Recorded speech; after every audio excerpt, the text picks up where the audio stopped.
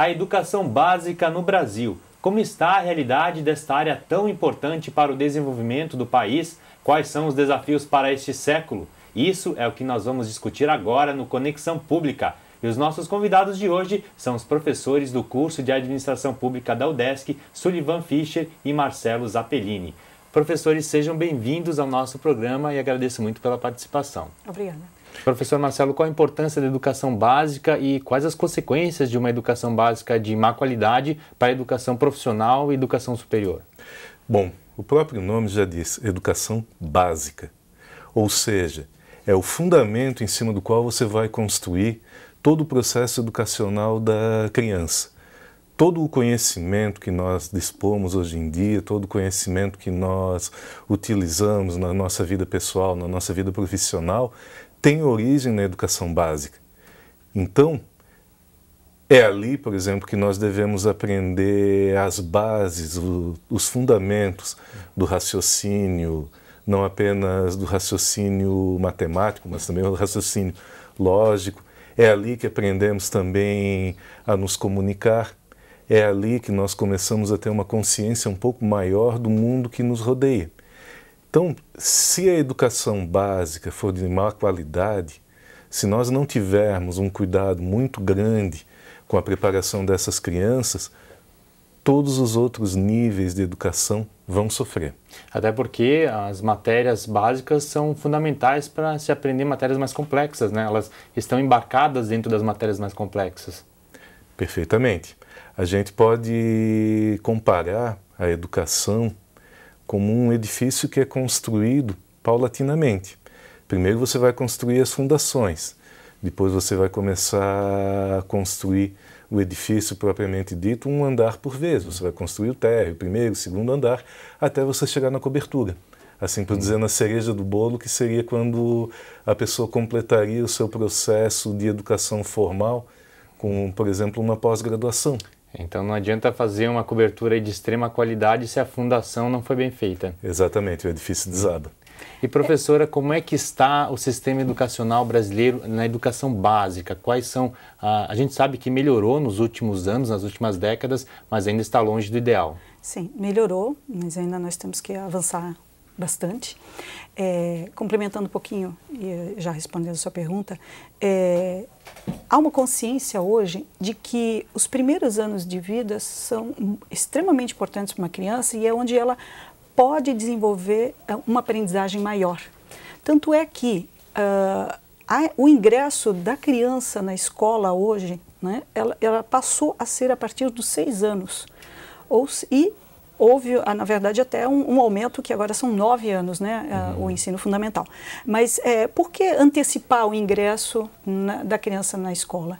Porque, na verdade, os países desenvolvidos já vêm fazendo isso, mas observa-se que a criança ela tem uma possibilidade de aprendizado maior ao estar sendo introduzida nesse meio, né, antecipadamente.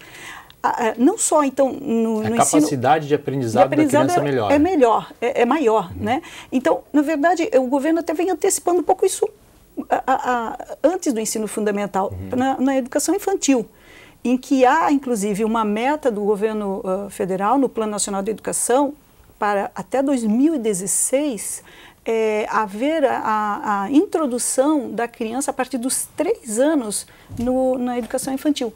E que hoje nem sempre isso acontece. Porque a partir dos 3 anos ela começa a ter já um grande desenvolvimento na aprendizagem. E é preciso que haja pessoas habilitadas, capacitadas para, então, ajudar nesse desenvolvimento. E na realidade, como está o sistema educacional brasileiro na educação básica hoje, isso é possível? É preciso resolver algumas questões básicas ainda, da própria, eu diria, infraestrutura, né, para poder receber as crianças antes, da própria qualificação profissional dos docentes. Os professores ainda recebem um salário aquém do ideal. A própria questão salarial, então são muitos pontos ainda que precisam ser melhorados para que a gente possa proporcionar uma educação de qualidade nas escolas públicas. E desde que, digamos, o Brasil passou por um período de ditadura, né, em que a educação ela era muito centralizada, e após a Constituição de 88 começou-se a descentralizar a educação no Brasil. Como é que foi esse processo histórico? Bom, a gente tem aí, eu diria, alguns marcos, né?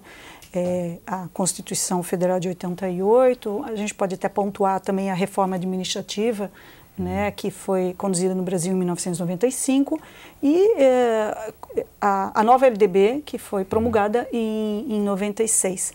Ela acaba trazendo um novo arcabouço de norteamento à política da educação básica. A educação básica, num primeiro momento, na verdade, o ensino fundamental, que compõe a educação básica, ele foi dado prioridade a ele, né, porque era a parte do ensino que estava sendo vislumbrada, na verdade, identificada como o maior problema no processo de ensino-aprendizagem. Então, o governo federal ele promoveu uma série de mudanças no sentido de tornar a escola mais autônoma, introduzindo nela processos mais democráticos e participativos. Qual a importância disso para a qualidade do ensino? De extrema importância, porque a partir do momento em que a escola passa a ter uma autonomia maior para definir, por exemplo, o seu projeto político-pedagógico, então a liberdade de elaborar e de executar um projeto político-pedagógico de acordo com a necessidade local, é um grande avanço, né, para a educação, do que ter pessoas elaborando um projeto padrão que todas as escolas têm que implementar. Assim como a questão da descentralização proporcionou uma maior autonomia financeira também às escolas, onde o recurso, e aí o governo vem desenhando alguns programas como o PDDE, né, que é o Programa Dinheiro Direto na Escola, onde os recursos eles chegam diretamente na escola, e aí essa escola autônoma ela tem a liberdade, né, ela tem o poder de decidir sobre a aplicação dos recursos de acordo com as suas necessidades. Quer dizer, o governo ele traça linhas gerais e a escola ela complementa aquilo de acordo com a realidade da comunidade em que essa escola está inserida. Sim, quando a gente fala de escola autônoma, a gente está falando do exercício da discricionariedade. Agora, a discricionariedade não quer dizer que ela não tenha que estar atenta ao cumprimento das normas legais, da legislação, e a questão claro, de atender os anseios da comunidade a qual ela está assistindo, mas e da ordem pública também, né? Então, quando estou falando de discricionariedade, ele também tem limites. Não quer dizer que eu não tenha que cumprir a questão da legislação. Nós vamos precisar fazer um pequeno intervalo agora e a gente já volta com Conexão Pública, hoje falando sobre a educação básica no Brasil. Continue na nossa programação.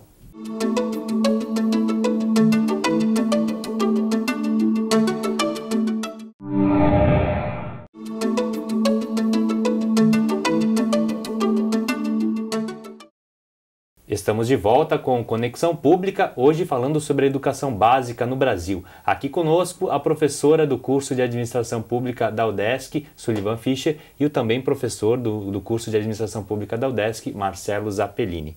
Professora, no primeiro bloco a gente começou a introduzir essa questão da autonomia nas escolas, mas como surgiu essa ideia de dar essa maior autonomia para a escola decidir o projeto pedagógico, mesmo uma autonomia financeira?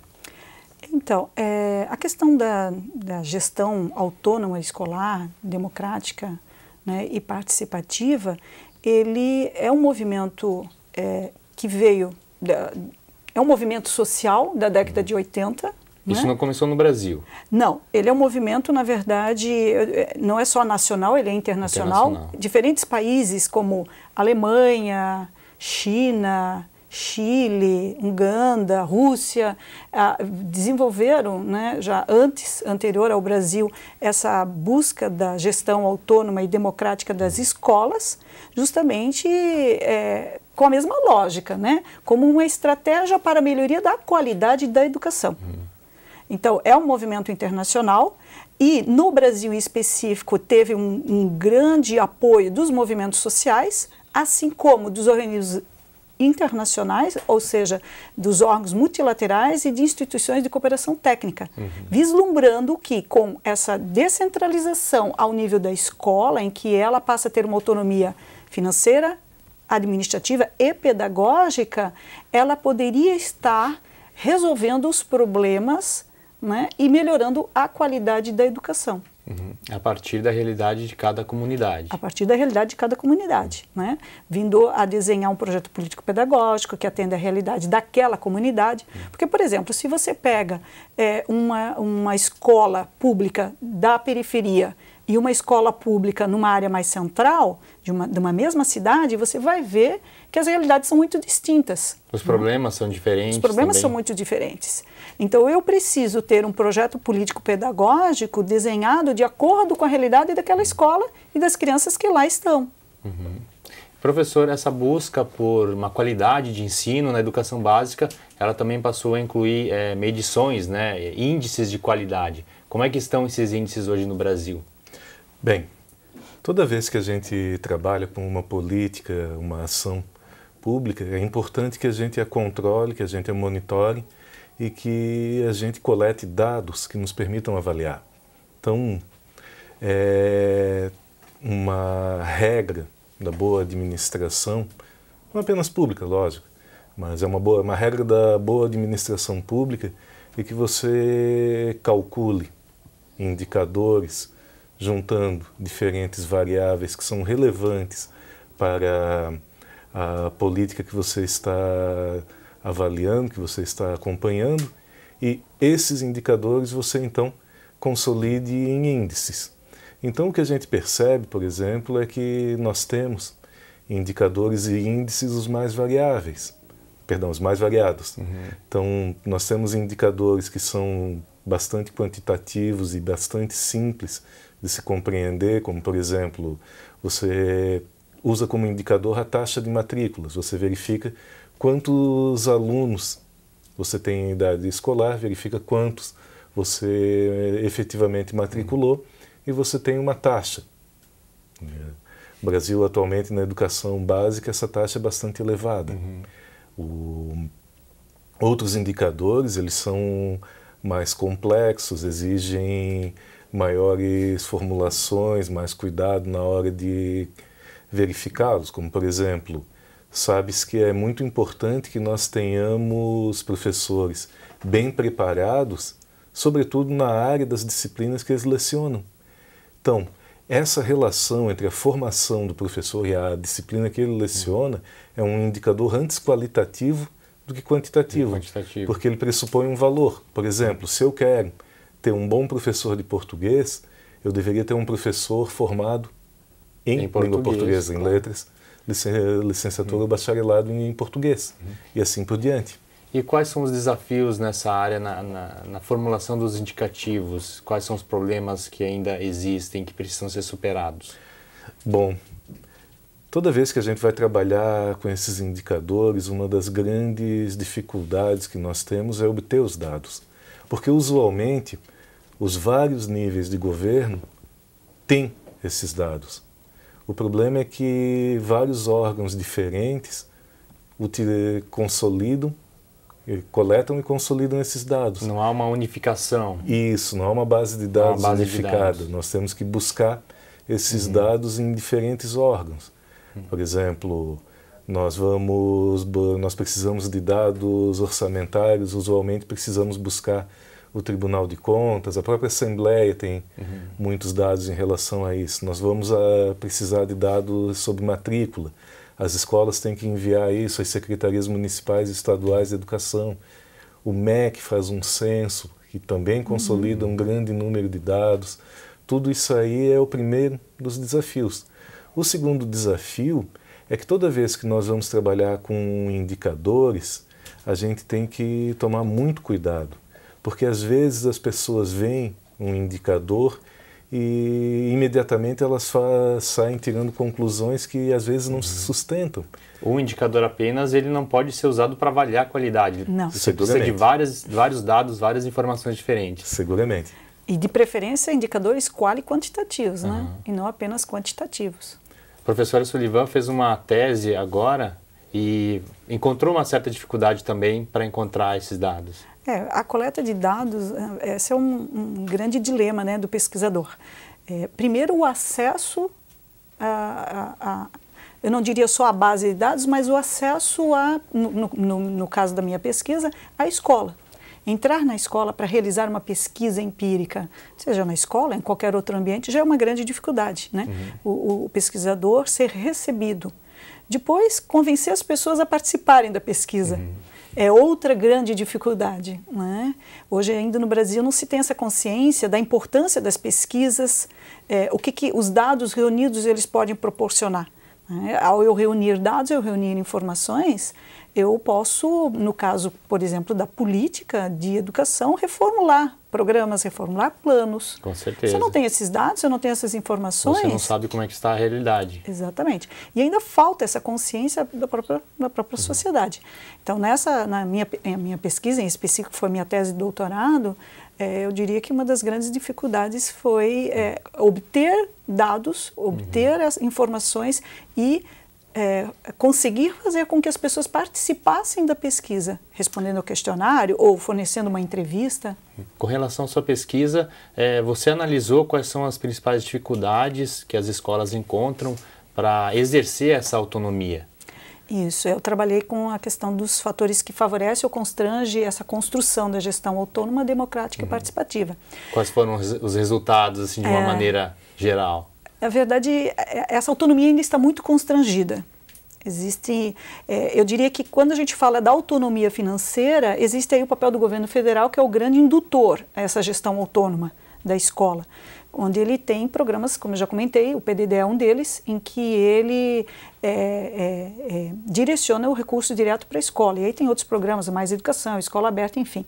Agora, essa gestão autônoma, ela é para ser realizada de forma democrática e participativa, ou seja, com a participação dos docentes, com a participação dos pais, da comunidade. E essa Isso nem sempre ocorre. Nem sempre ocorre. Essa é uma grande dificuldade e acaba constrangendo também um pouco a autonomia. Porque se eu tenho recurso diretamente na escola, é para que essa gestão seja realizada, a tomada de decisão seja realizada de forma participativa a sua aplicação. É difícil chamar os pais para participar desse processo, professor? É um dos fatores que mais constrange a gestão, a questão da participação dos pais, e é proveniente muito dessa questão socioeconômica, da consciência da sociedade da importância da educação. Assim como existe, eu acho que um fator muito significativo ainda, que é a questão da rotatividade dos profissionais. Os profissionais, em função de que a cada ano letivo eles estão ministrando aula em outra escola, eles acabam não tendo uma aderência à escola.